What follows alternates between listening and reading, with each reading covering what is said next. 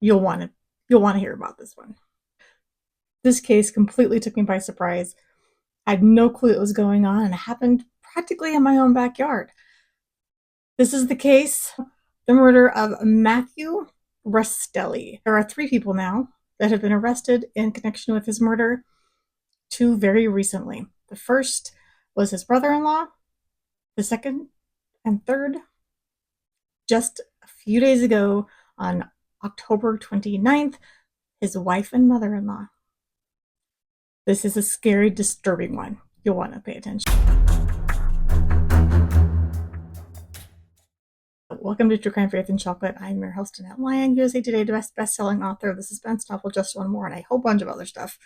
Also, chocoholic, woman of faith, all that good stuff, which is why we are here going into true crime. Massive true crime junkie here. This one is as disturbing. There's just no other way to put it. There's a level of betrayal that is creepy, and I think that some elements might have been inspired by Lori Vallow. And that alone is disturbing. Don't know for sure, but there's some similarities that kind of freak me out. So before we get going any further, go ahead and give the video a like, subscribe if you're new, all that good stuff, so that people can find the channel. For those people who like this kind of thing, it goes a long way, and we'll really appreciate it. The actual murder of Matthew Restelli happened in July of 2024, just a few months ago. Neighbors heard shots, several shots go off, and about a minute later, a neighbor called 911. Several minutes after that, Matthew's mother-in-law called 911. Police showed up to find him passed, deceased. The brother-in-law, Ellis, he admits, yeah, I shot him, but it was in self-defense. Alex Cox, anyone? He said that Matthew burst into the house. Nobody knew he was coming, and he was threatening them with a knife.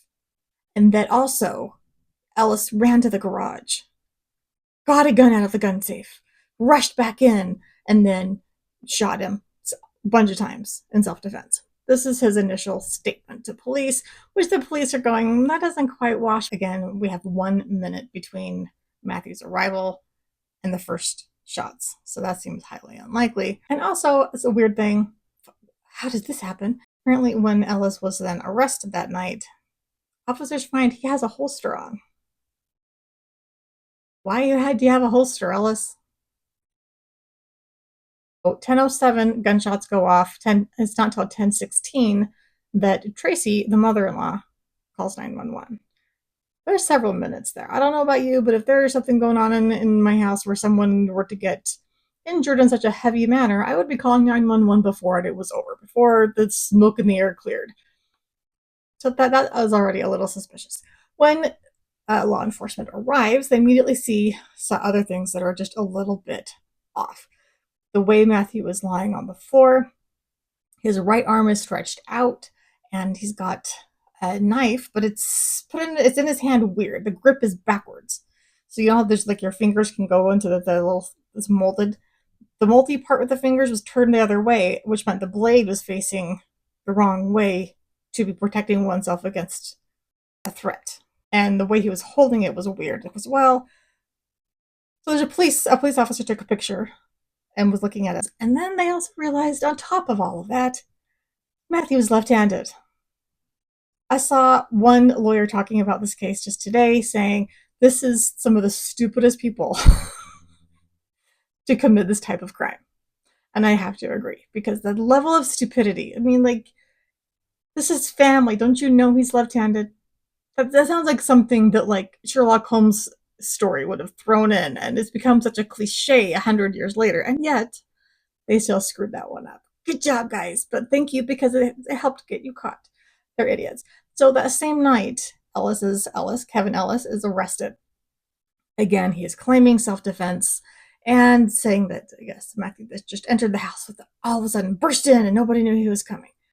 So there were 4 adults actually in the house when this happened. Matthew, the victim, Ellis, the brother-in-law who actually did the firing, and then Catherine and Tracy. Catherine was Matthew's wife, and Tracy is her mother. And it was Tracy's home.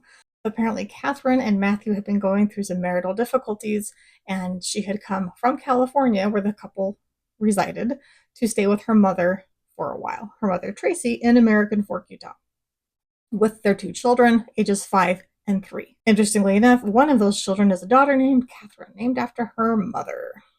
Her mother goes by Kate as well. So if I use one or the other, you'll know who I mean, unless I specifically are referring to the children, who are now in protective custody. Thank heavens.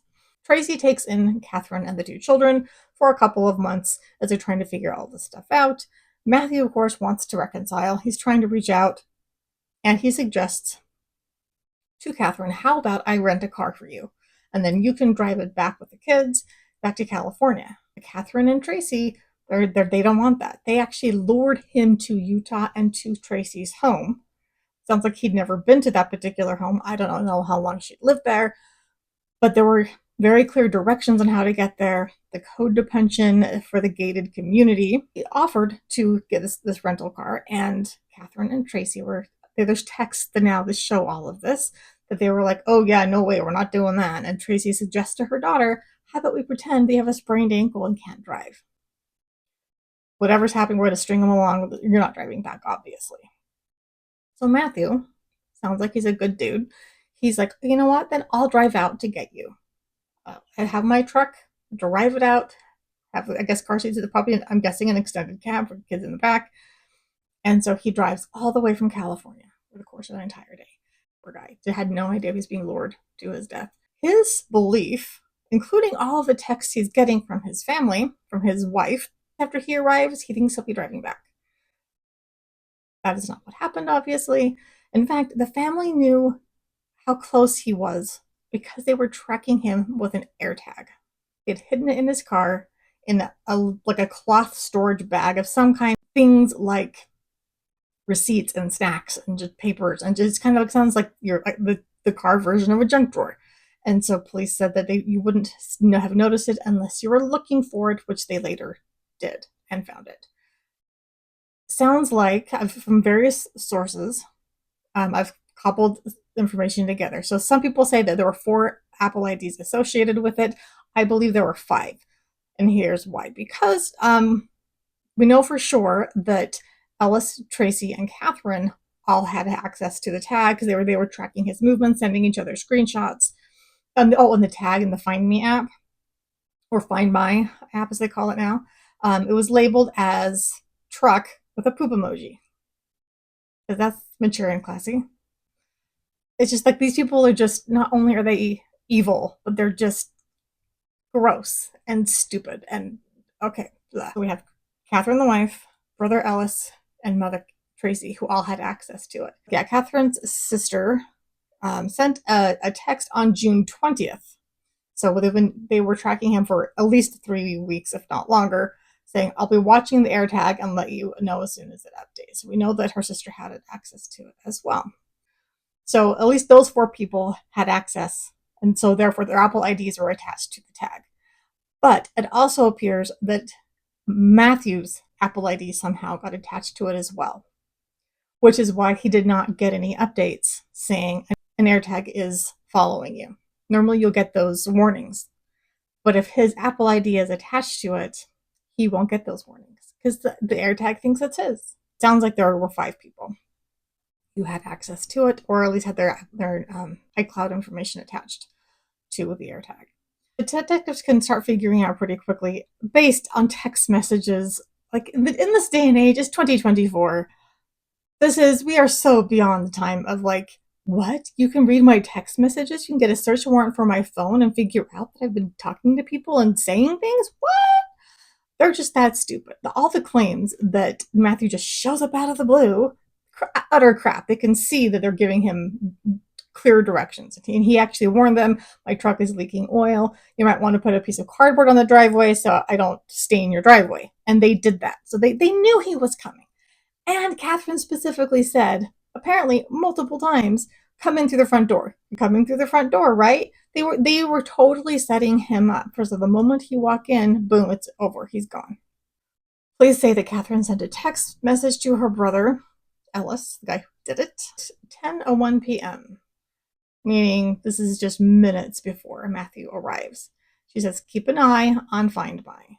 The police then say that the first report of shots was just 10 minutes later.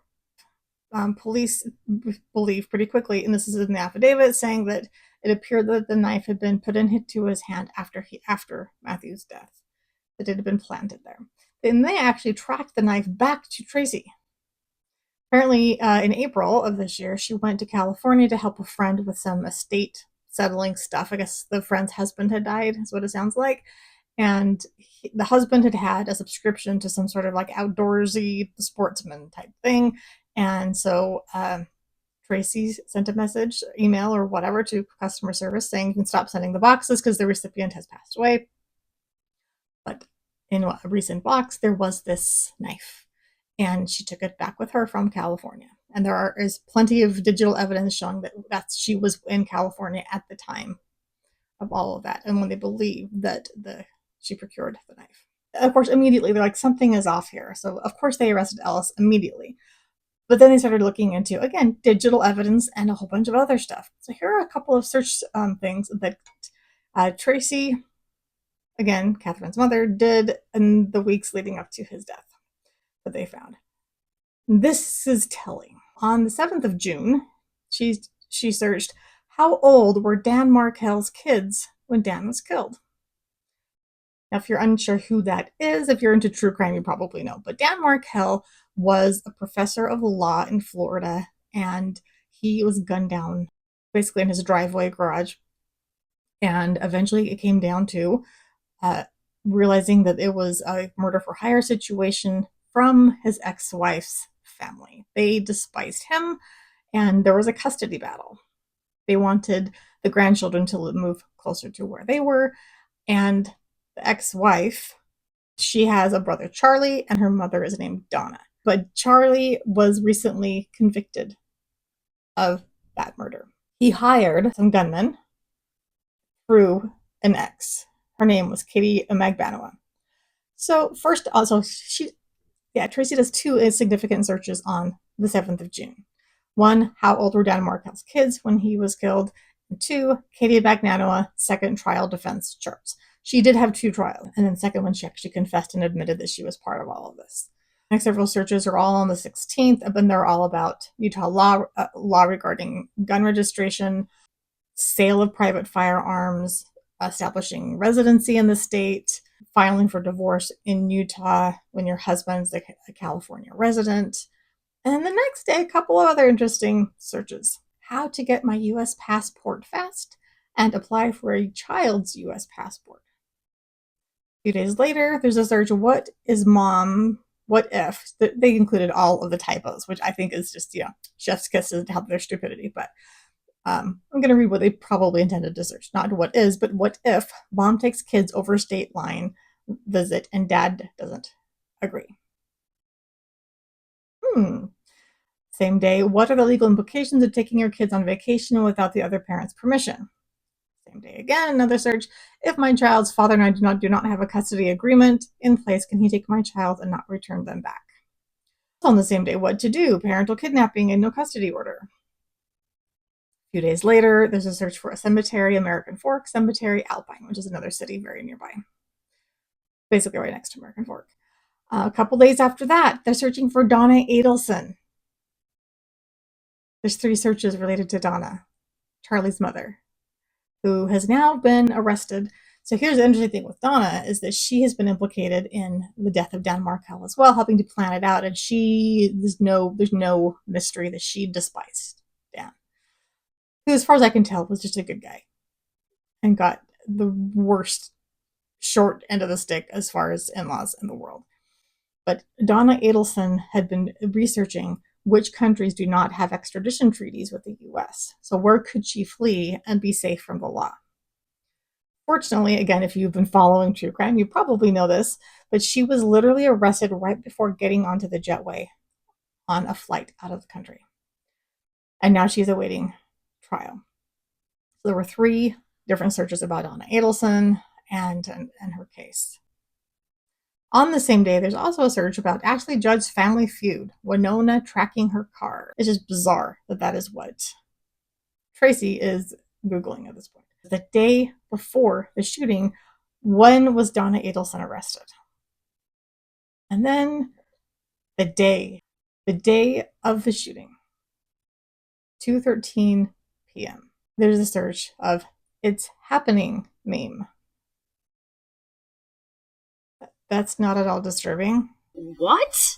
One day before the shooting is when Catherine consulted a divorce lawyer, and also when Matthew offered to pay for the rental car. It sounds like she was not happy with the meeting with the divorce lawyer, and didn't like the idea that the process could take as long as it might.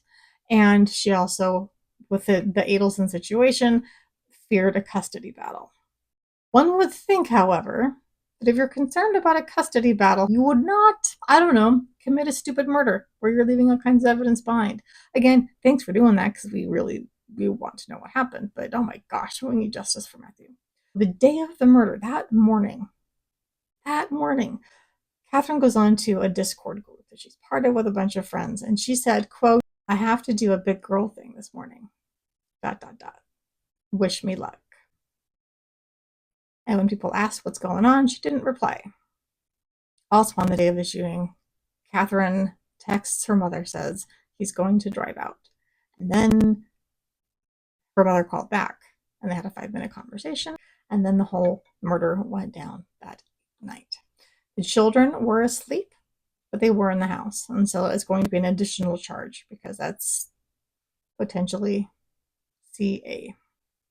The day after all of these events, it's a little odd. A friend, like a 3-year-long friend of Catherine, was offering her condolences. Even if you're planning to dissolve your marriage, that would still, you would think, be a tragedy, would still be upsetting. Your children's parent is gone, this person that you loved and spent years with. That would be traumatic, one would think. Instead, Catherine said, "Oh, it's okay. I'm happy he's gone." Later the same day, Catherine is on a video call with some friends. She shows on camera during the phone call some bloodstains left in the carpet where he died.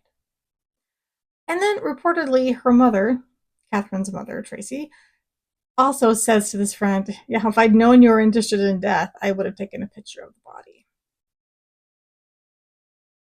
These are evil people and just disgusting. And then the evening after he died, Catherine goes on a date. Like grieving widows do. I don't know, and I haven't seen anywhere clarifying if this was like a first date or if she was having an affair on the side. It is disturbing. And there are some searches that she made about things like, when is it too soon to say I love you? So that same friend who came to the police and said that she still was happy that her husband was dead, also went to police and said, "Oh, just so you know, on May 13th, so 2 months almost exactly, she had received a text from Catherine, which read," she goes, "something to the effect of, 'I'm trying to wait, but I just might murder Matt today.'" The police then went through phone records and confirmed that that text did, in fact, come from Catherine to that friend on May 13th. And that is much more damning than, "Oh my gosh, I'm so annoyed, I want to kill him." That's which I'm sure is the defense that would come up in trial, because it wasn't literal. So what are the motives that Catherine supposedly had? One, the length of how long it would take to get a divorce. I hate it. It's going to take longer than I want. Again, because she met her divorce lawyer the day before. And then second, losing her kids in the custody battle. But way to look for a great example of how to handle that, especially with Charlie and Donna Adelson, who are going to be locked up forever. Charlie got life in prison, and we'll see what happens with Donna. I imagine it'll be something similar. Now, Catherine and Tracy, they have been arrested as of October 29th. So, interestingly, right before Halloween, horrifying case situation happened to your family. They are facing charges of murder, obstruction, counts of domestic in the presence of a child. Lieutenant 4 of the American Fork Police said, "It's rare that we have, let alone one where someone is lured from another state to our city to be murdered," and amen. That is, American Fork is not rural, but it's also not huge. It's a sleeper city. A lot of people who live in American Fork work in Salt Lake City. It's not a very far drive. It used to be more farmland. It's kind of built out quite a bit, but it is considered a pretty safe place for the most part. I will say I did laugh a little bit when there was apparently some police officer, some veteran police officer from the department who said, "Oh, American Fork has never seen a case like this. This kind of murder just has never happened here." And I thought, I think Brenda Lafferty and her daughter would beg to disagree. But to be fair, that was literally 40 years ago. So maybe he forgot or didn't realize that the Lafferty brothers case, which I plan to cover here at some point, was actually an American Fork. Moving forward, we have no word yet as far as hearings go for Tracy and Catherine. Ellis's preliminary hearing is going to be held December 18th. So I find it interesting that his mother and sister were arrested right before Halloween, and his first preliminary hearing will be a week before Christmas. All I can say is that's a gift to Matthew, hoping he gets justice. What a wild case. And it was happening right here in Utah, and I had no idea. Probably because when it was Ellis, who already had a rap sheet for battery and DUI and a bunch of stuff in California. If he did something in self-defense, whatever, blah, blah, blah, that by itself probably didn't make headlines. I think I would have noticed them. But this did. This is not self-defense, Ellis. You're channeling Alex Cox, is my opinion on that. While we don't see any search histories regarding the Vallows that or the Coxes that we know of, or the whole Daybell case, the fact that they were looking into the Adelson case and Dan Markell's murder tells me that they are influenced, relatively easily influenced by cases outside of them, and trying to learn how to do this. And all I can say is, thank heavens you're stupid. Thank heavens you don't realize that digital evidence is ubiquitous. The cops will find out. And it really makes their job easy when you are particularly stupid. So, Catherine and Tracy, thanks for being dumb. Really appreciate it.